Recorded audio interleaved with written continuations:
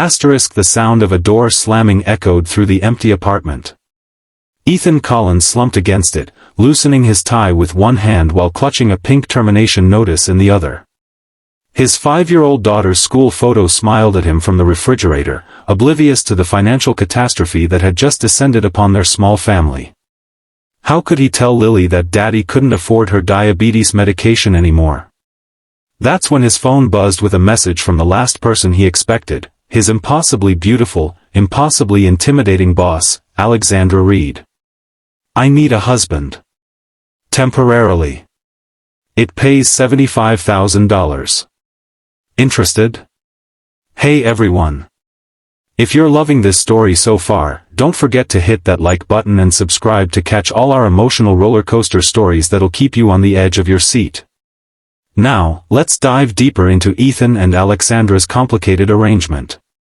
The morning after receiving Alexandra's text, Ethan found himself sitting awkwardly in her pristine corner office, trying not to fidget as she explained her predicament with clinical precision. Alexandra Reed, 35, CEO of Reed Enterprises, needed a husband to secure her inheritance from her traditional grandfather's trust. The conditions were simple: be married for 1 year or lose control of the family company to her cousin. "Look, Collins, I know this is unorthodox," Alexandra said, her voice as crisp as her tailored navy suit. "But you're the only person I can trust not to complicate this with actual feelings. You need money for your daughter's medical bills. I need a husband who won't try to take half my company. It's a business arrangement, nothing more."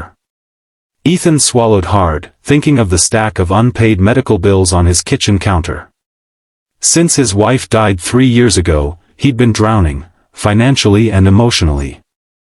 Lily was all he had left, and her type 1 diabetes required constant care he could barely afford, especially now that he'd been laid off from his secondary job.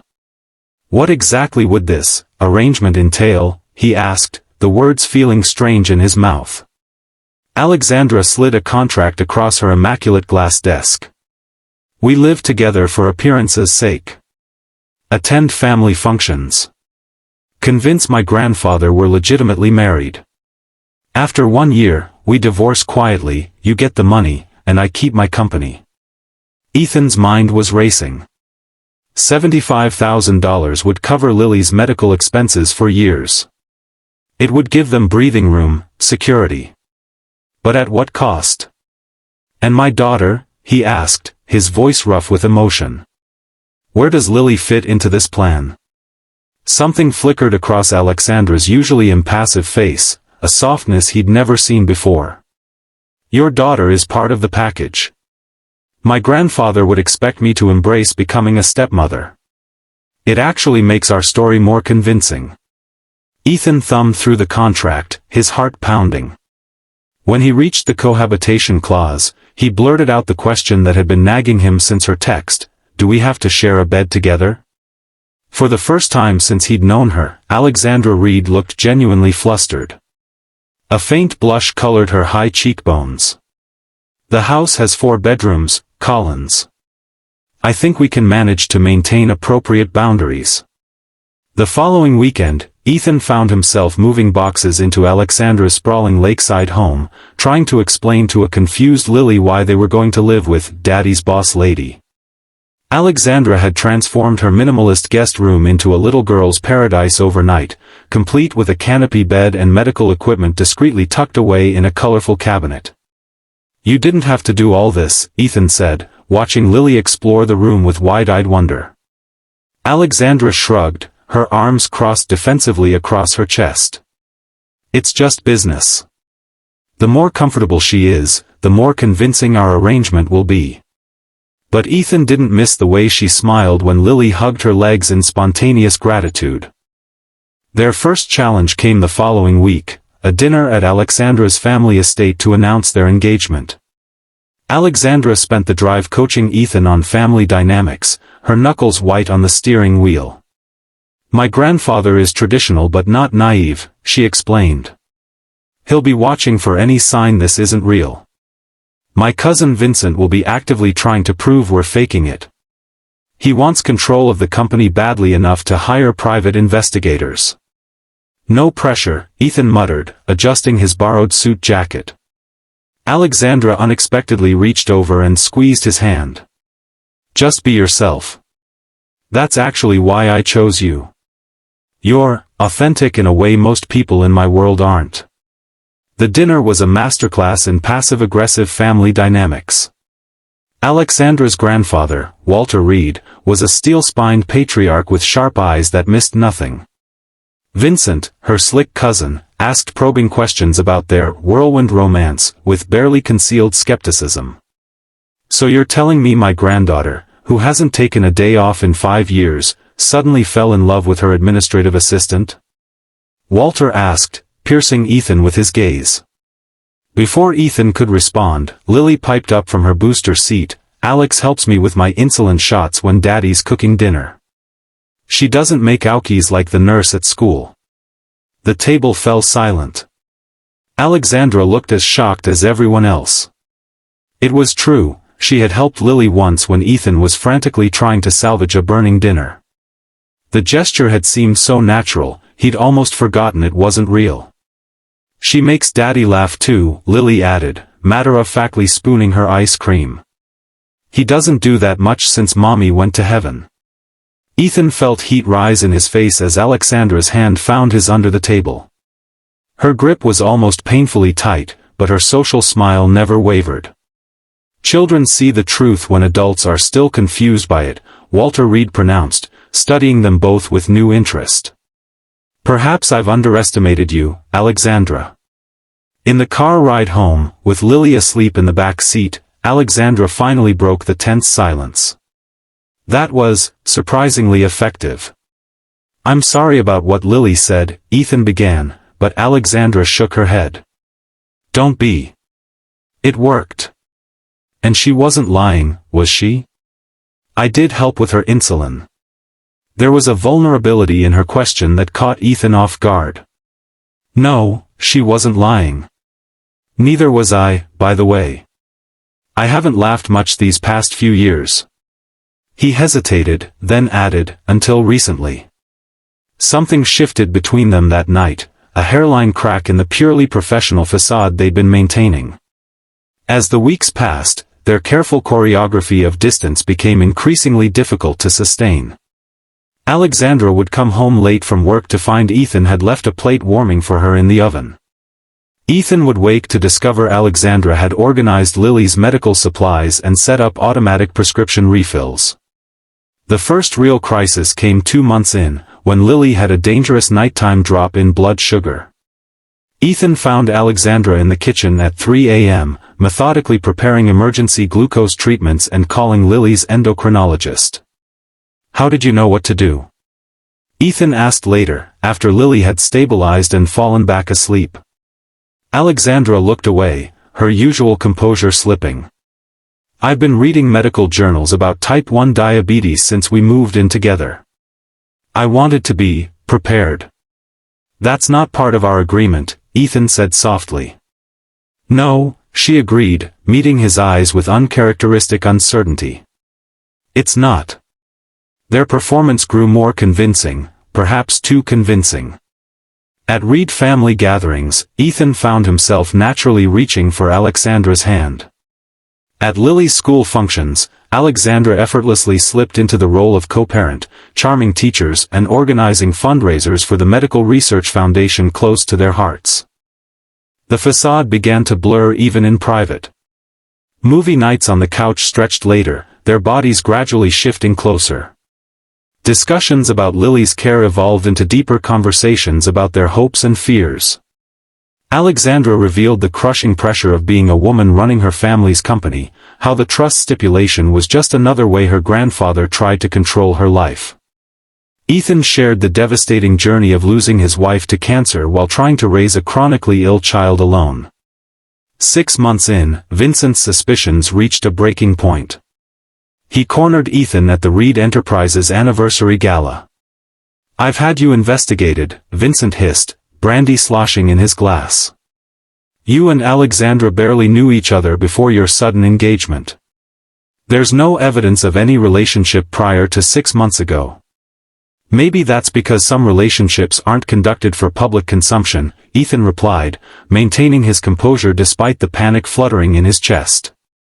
I think you're a paid actor, Vincent pressed. And I'm going to prove it.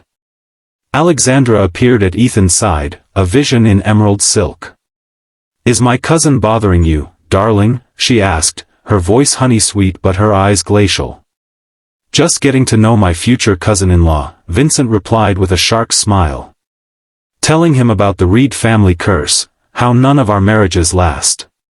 Perhaps that's because the previous generations married for advantage rather than love, Alexandra said, her arms sliding around Ethan's waist with practiced ease. Later that night, as they danced under crystal chandeliers for the benefit of watching eyes, Alexandra whispered, Vincent's hired someone to watch the house. We need to be more careful. Ethan nodded, hyper-aware of her body pressed against his, the subtle scent of her perfume making it hard to concentrate. How careful? Her eyes met his, conflicted and questioning. I'm not sure anymore. That night, they left Lily with Alexandra's trusted housekeeper and checked into the honeymoon suite of the city's most exclusive hotel, a very public declaration of their supposed passion, complete with champagne delivery and rose petals scattered across the king-sized bed. Standing awkwardly in the luxurious suite, Ethan cleared his throat. I can sleep on the couch. Alexandra kicked off her heels with a sigh, suddenly looking exhausted. This isn't how I imagined spending my evening either, Collins. After 6 months of pretending to be engaged, you could probably start calling me Ethan, he pointed out with a small smile. She laughed, a genuine sound he'd grown to treasure. Fair enough. Ethan. They ended up sitting on opposite ends of the massive bed, still in their formal wear, sharing the champagne and trading stories from their youth until the early hours. Alexandra described her boarding school rebellions, Ethan countered with tales of his working-class neighborhood adventures. When she finally dozed off mid-sentence, Ethan carefully draped a blanket over her and took the couch as promised. He woke to find her watching him from the doorway, morning light streaming in behind her. You didn't have to do that, she said softly. A deal's a deal, he replied, rubbing his stiff neck. Appropriate boundaries, remember? Something flickered in her eyes, disappointment? Relief? He couldn't tell. Right. Of course. The next challenge came in the form of their wedding, which Walter insisted happen before the 8-month mark.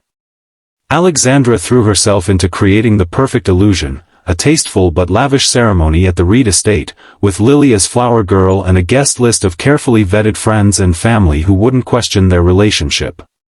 The night before the wedding, Ethan found Alexandra sitting alone on the back porch, staring at the lake, a glass of untouched whiskey in her hand. Second thoughts, he asked, settling beside her. About the contract? No. About. She gestured vaguely. Everything else? Maybe. Ethan waited, giving her space to continue. In the months they'd lived together, he'd learned that Alexandra Reed spoke when she was ready, not when prompted. When I was a little girl, she finally said, I used to dream about my wedding. Not the dress or the flowers, but the feeling. The certainty of choosing someone who chose you back, above everything else. She laughed bitterly. And now I'm having the wedding without the certainty. We can still back out, Ethan offered quietly. I'll figure something out for Lily's medical bills.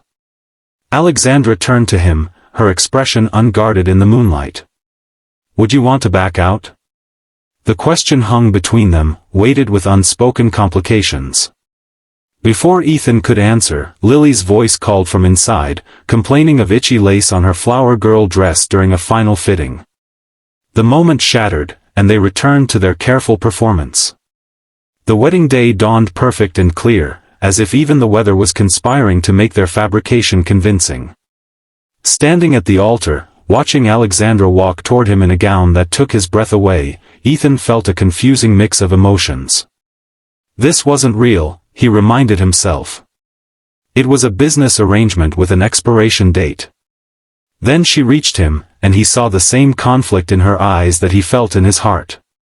When the minister prompted them to recite their vows, the carefully rehearsed words stuck in Ethan's throat. Instead, he found himself speaking from somewhere deeper. Alexandra, before you came into our lives, Lily and I were just surviving. You've shown us how to live again. I promise to honor that gift every day, to support your dreams as you've supported ours, and to stand beside you not because of what we gain, but because of who we become together. Tears glistened in Alexandra's eyes, real tears, not the performance they'd practiced. Her voice was steady but soft as she responded with equally unplanned words. Ethan, you and Lily reminded me that a life filled with achievements but empty of connection isn't really living.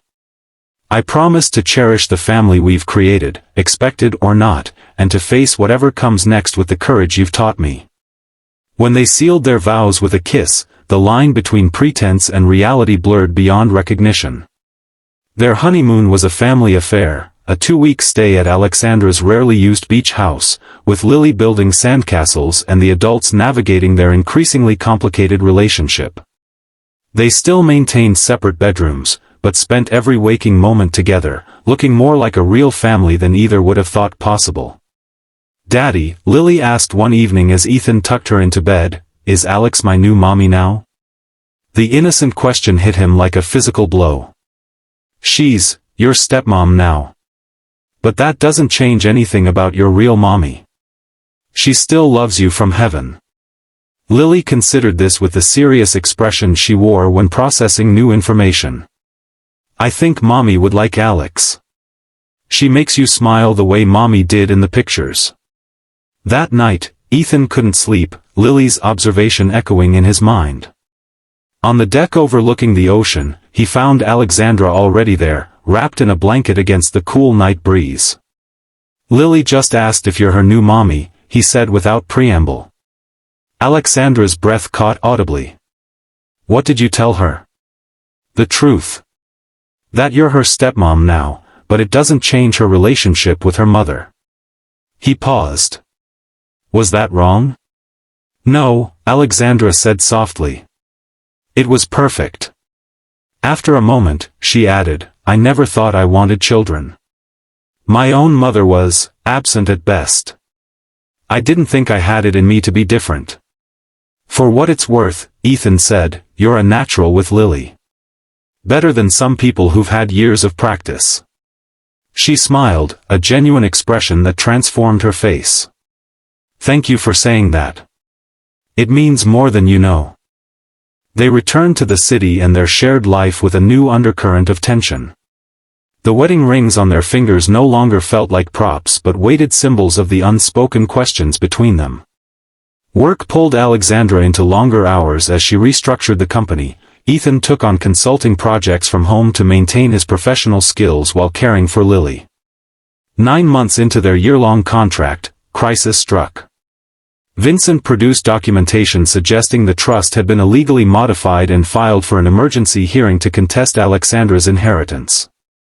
The court date fell on the same day as Lily's quarterly diabetes checkup, a critical appointment they couldn't reschedule.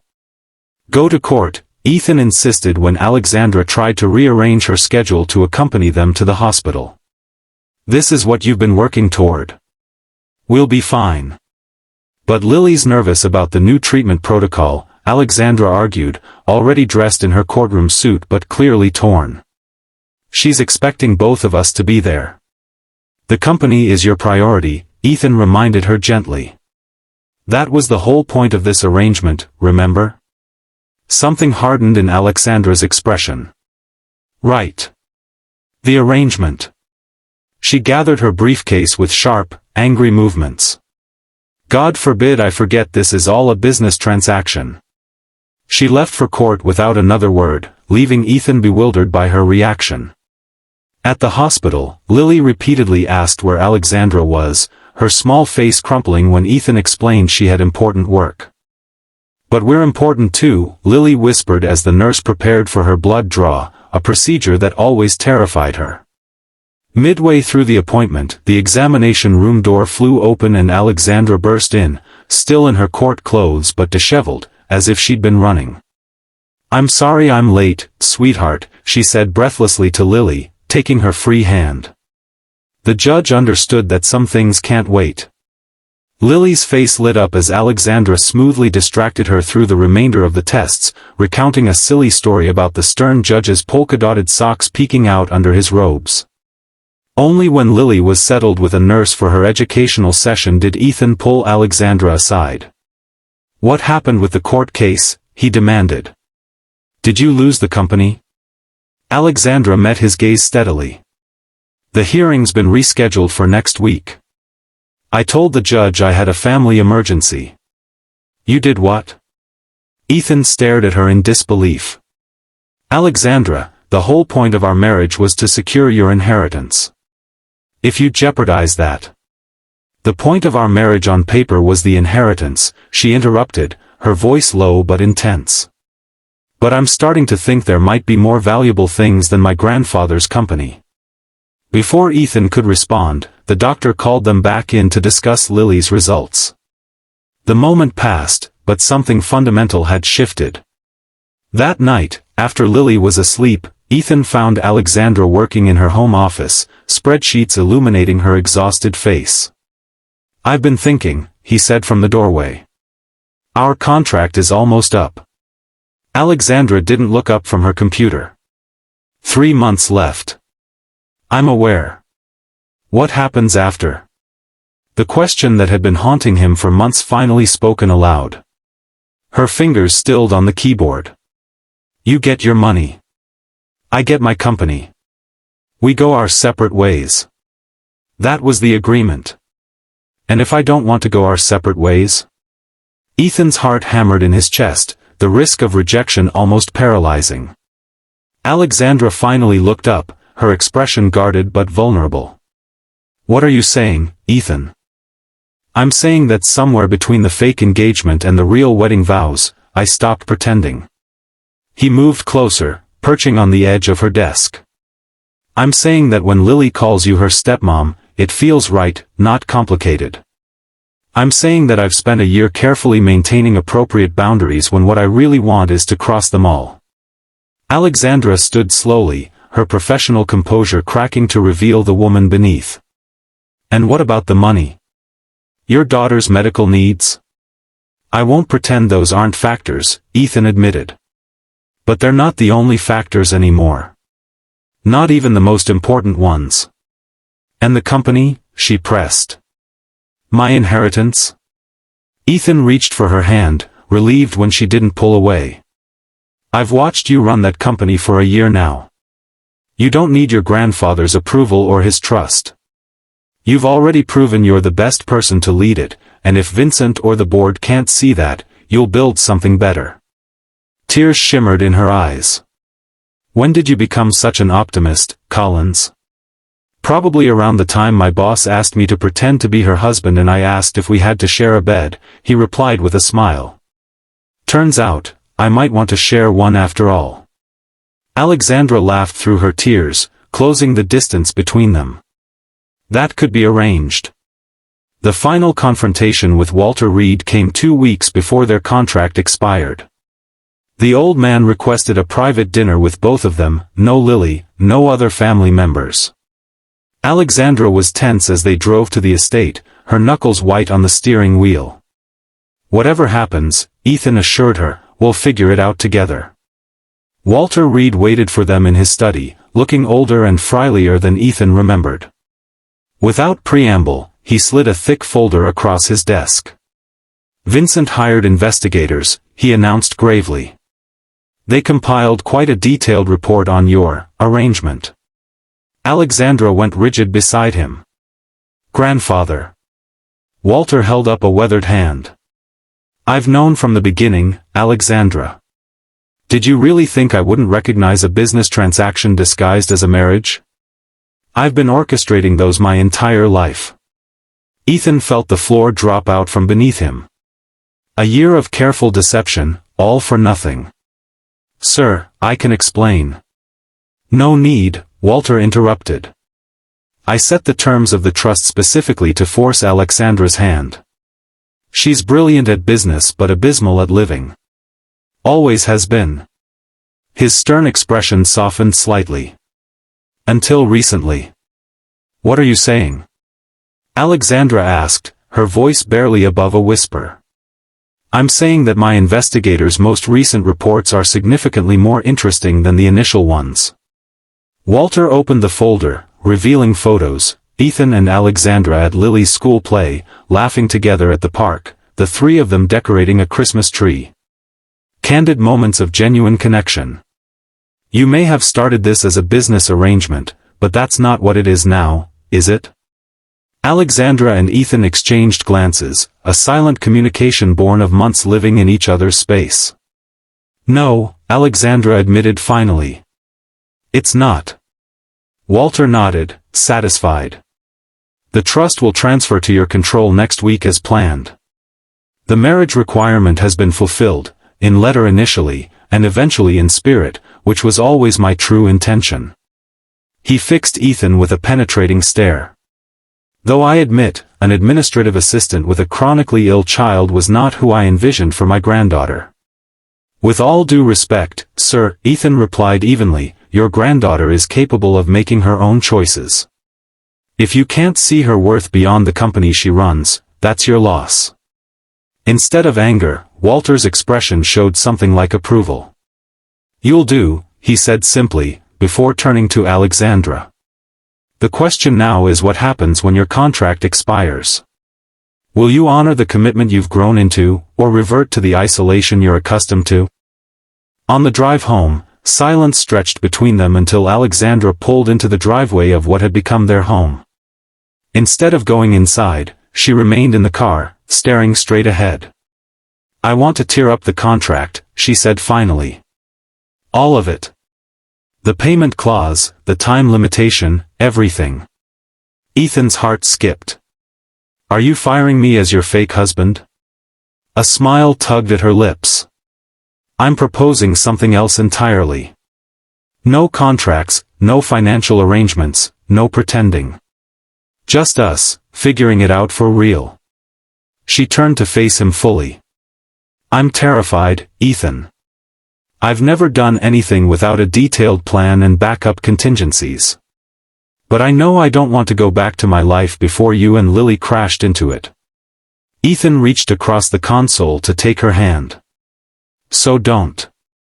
Stay crashed. It's messier than your old life, but I think it might be worth it. Do we have to share a bed? She asked with a teasing glint in her eyes, echoing his question from a year ago. Only if you want to, he replied seriously. We can take this as slow as you need. Alexandra leaned across the space between them, her answer clear in the kiss that followed, their first truly private one, with no audience to convince, no performance to maintain. Just two people who had found something real in the midst of pretense. 1 year after their contract began, Ethan and Alexandra sat with Lily between them on the couch, watching her open the envelope that arrived that morning. What does it say? Lily asked, squinting at the legal document inside. It says, Alexandra explained, her voice thick with emotion, that if you want, I can legally be your stepmom forever. Not just for pretend or for business, but for real. Does that mean I can call you mom now? Lily asked, her small face serious. Because Daddy says my first mom will always be my mom, but maybe I could have two. Alexandra looked to Ethan, uncertain. He nodded encouragingly, his own eyes suspiciously bright. I would be honored, Alexandra whispered, gathering Lily into a fierce hug. Later that night, with Lily asleep and the adoption papers signed, Ethan and Alexandra stood on the back deck overlooking the lake that had witnessed their transformation from reluctant business partners to family. Do you ever regret it? Ethan asked. Proposing this crazy scheme? Alexandra shook her head, her fingers intertwined with his. Best business decision I ever made. Terrible contract, though. Completely failed to anticipate key variables. Like falling in love with your fake husband? Exactly like that. She smiled up at him. I used to think love was a liability, messy, unpredictable, impossible to quantify on a spreadsheet. And now? Now I think maybe that's the whole point. She leaned into him as the sunset painted the sky in impossible colors. Some of the best things in life can't be calculated or contracted. They just have to be lived. The journey from pretense to reality isn't always a straight line. Sometimes it takes a bold proposition, an impossible question, and the courage to step beyond the boundaries we create to protect ourselves. For Ethan, Alexandra, and Lily, what began as a business arrangement became the foundation for something far more valuable than any inheritance, a family forged not through obligation, but through choice. Every day, they choose each other, proving that the most binding contracts aren't written on paper, but inscribed on the heart. Thank you so much for watching. If this story touched your heart, please hit that like button and subscribe for more emotional journeys that remind us all that family isn't always what we're born into, sometimes it's what we build together, one unexpected day at a time. Share in the comments if you've ever had a relationship that started one way but became something beautifully different.